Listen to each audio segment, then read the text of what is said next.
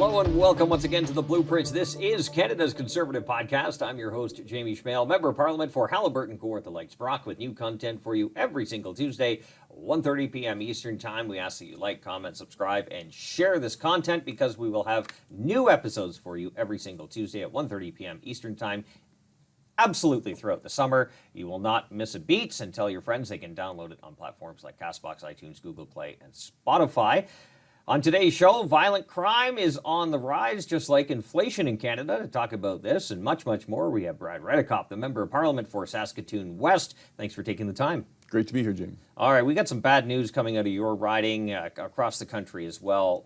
Violent crime is just out of control in your area. Yeah, we're seeing great increases in crime across the board in Saskatoon. Of particular concern to us are the homicides. Last year there were 12 in total. And this year we're on track to exceed that. We're almost at 12 now and moving forward. So it's a very big concern, particularly in the riding of Saskatoon West, which I represent. A lot of the crime seems to be centered in that area of town, and so it's a very big concern for the residents that I represent. So some stats we have here. So since 2015, across Canada, violent crime is up 39%. Murders are up 43%. This is just staggering.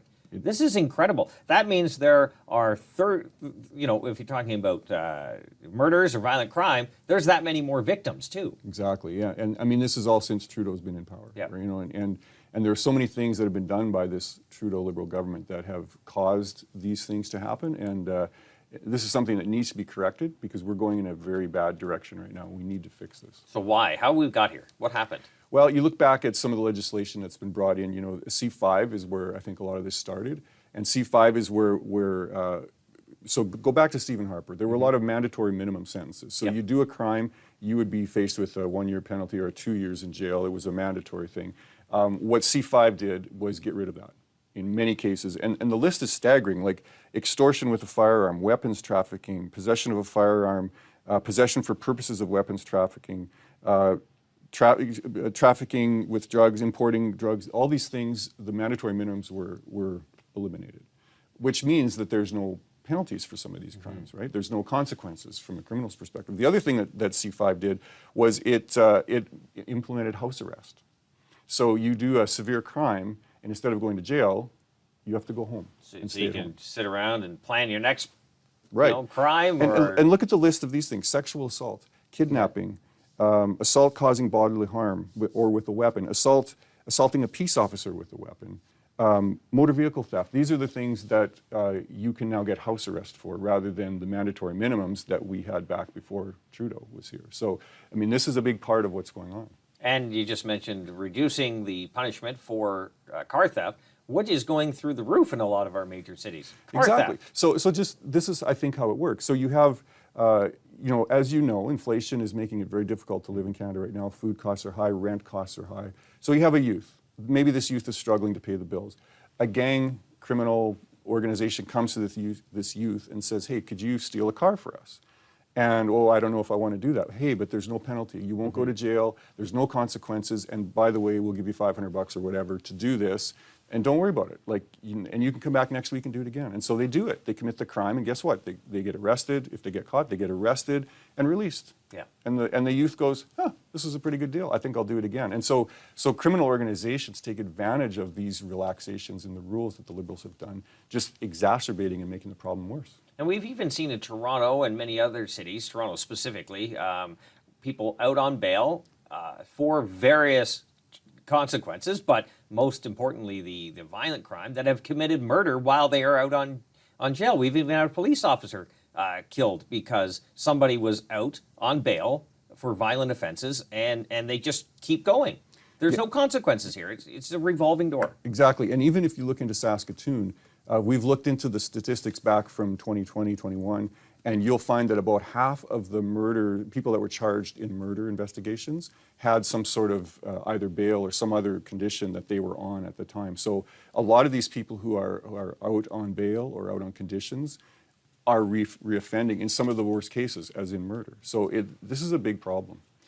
Let's cue up cut one. This is from your area, Saskatoon, and I'm sure as our viewers and listeners see and listen to this clip, it'll hit them that this is also happening in their community as well. Let's play cut one. In a report to be presented at the Board of Police Commissioners meeting Thursday, data shows violent crime is up 9.6% in 2024. Most notably, there have been 9 homicides so far this year, 6 in the first quarter compared to only 2 the same time last year. As the city grows, we are also seeing an increase in the number of weapons on the street, which translates to more violence.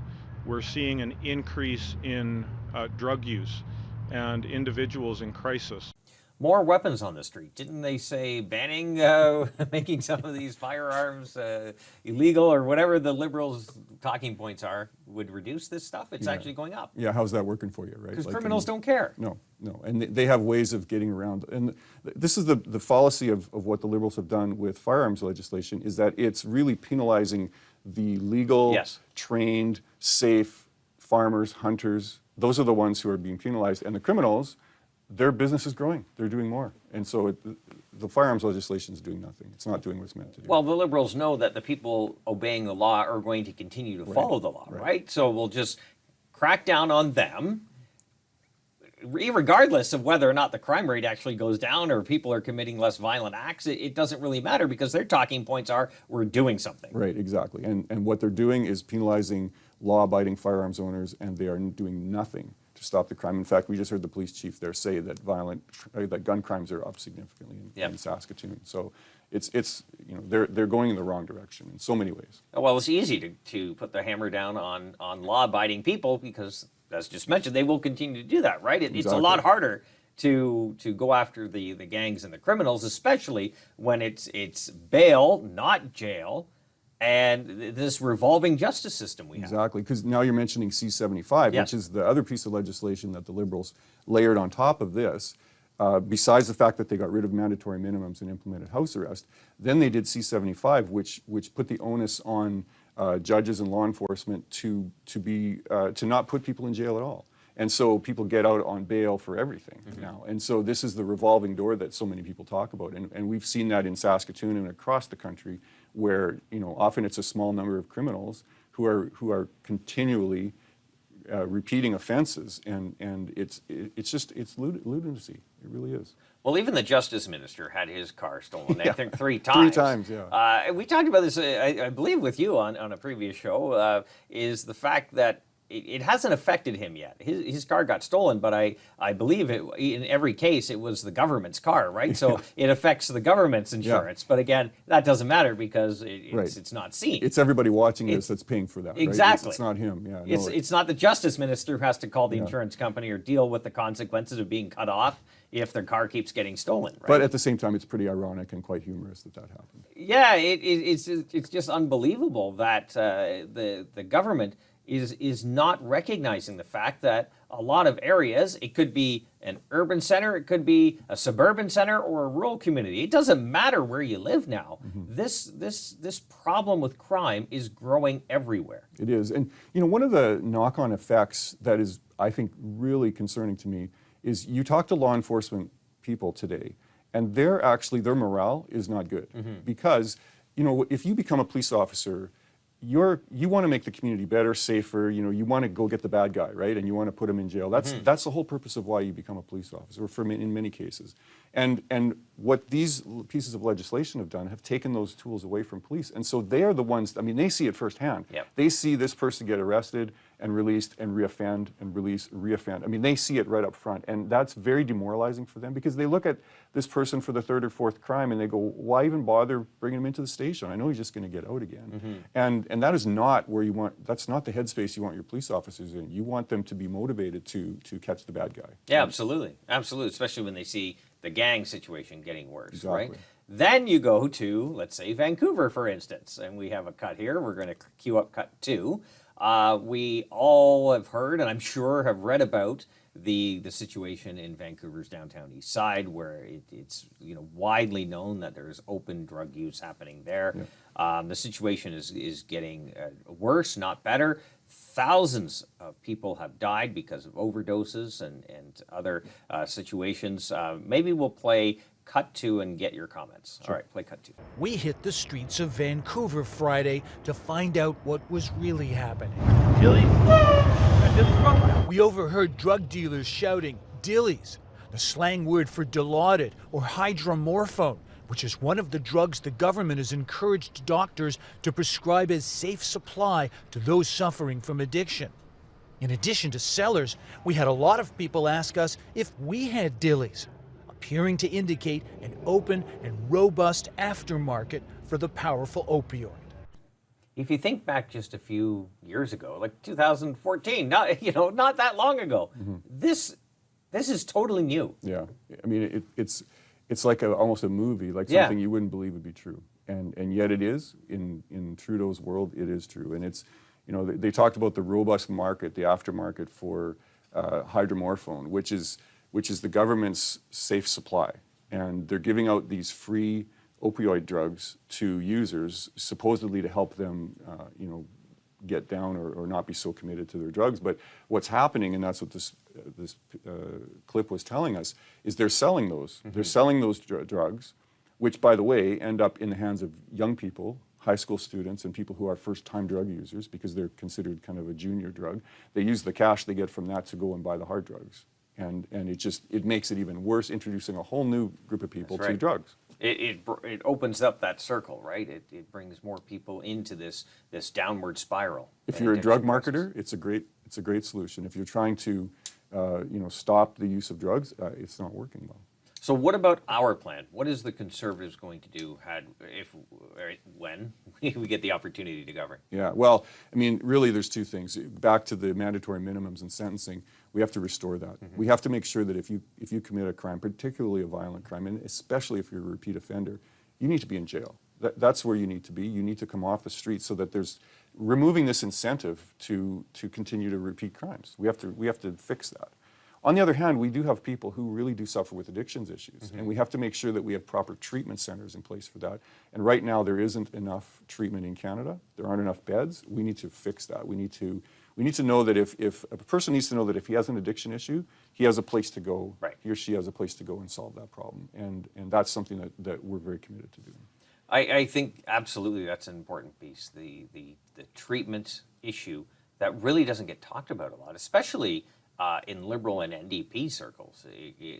They never really focus in on the fact that we should be really trying to get people off this horrible addiction and back to their lives. Well, and that's where this concept of safe supply comes from, and the bigger concept of harm reduction. And there's sort of two schools of thought there. The one is on the safe supply harm reduction side is, give them what they need, make it safe so they're not having bad drugs. Give them those hard drugs, but clean ones that we'll give you for free. And then they won't harm themselves, even though they're still addicted to drugs, whatever. The other approach is more of an abstinence approach, like get off the drugs. And I think what we're seeing play out on our streets today is not that all of harm reduction is bad, because there are some good pieces to harm reduction, but we're obviously not doing it right because as we have multiplied efforts, the current government has jumped big time into the concept of harm reduction. Things have gotten worse. We've seen the numbers. And so clearly whatever it's supposed to do, we're not doing it right. And we've completely forgotten about the other side of this, which is the abstinence side. And sometimes that is the right solution, even though it's the hard solution, but it's the solution that provides the permanent results. And you have a wide range of why people get addicted in the first place, right? It could be overdependence on pain medication after surgery. It could be a whole slew of things. But at the same time, if we look at some of the stats coming out recently talking about people losing hope in getting a home or finding a job that has a wage that pays them the ability to live, right? It kind of hurts people mentally, and mental health crisis is up, right?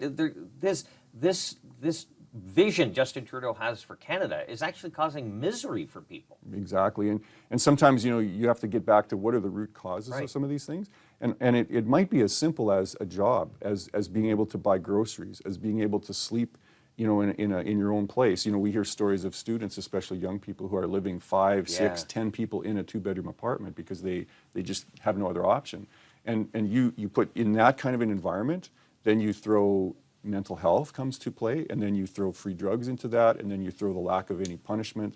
I mean, it just kind of snowballs. So sometimes we have to go, I think we have to go back to the beginning, and we have to fix our economy. We have to get our economy growing so that we can have jobs, for there's this growth in our economic output as a country. We have to balance our budget so that we can stop inflation and get prices where they need to be so people can afford to feed themselves. Absolutely.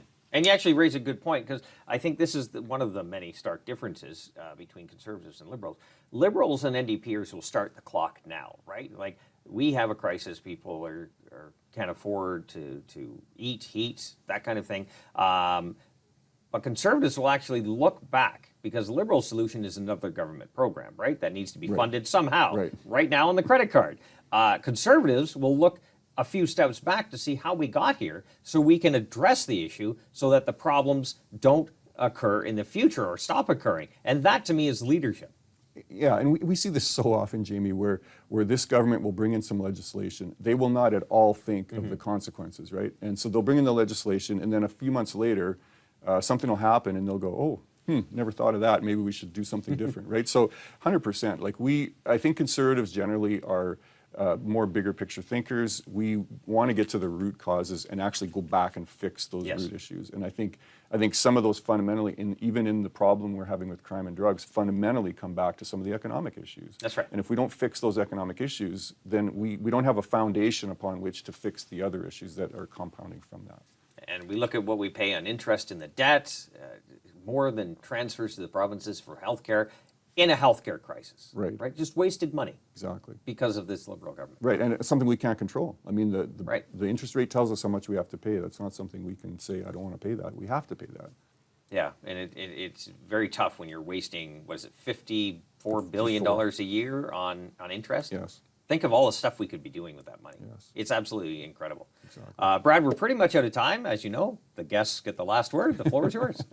Well, thank you for having me on here. We absolutely have a big problem to fix here. And the good news is that Conservatives have the plan. And so, in terms of crime, we really have to get back to where criminals face consequences and make the better decisions to not commit those crimes in the first place. And for those who have suffered with addiction issues, we need to have treatment options to help them to get cured of those issues. And so, I look forward to the future. I think we'll have a very robust plan, and hopefully sooner rather than later we'll have an election to start fixing these problems. I sure hope so. Hope is around the corner, hopefully. You bet. Brad Redekopp, Member of Parliament for Saskatoon West, appreciate your time. Thanks, Jamie. Appreciate yours as well. Don't forget, we'll have new content for you every single Tuesday, 1:30 p.m. Eastern Time throughout the summer. We do not stop. We do not slow down, because that Liberal agenda is always moving. We must combat that with information and programs like this. So we ask that you like, comment, subscribe, and share this program. Tell your friends they can download it on platforms like CastBox, iTunes, Google Play, and Spotify.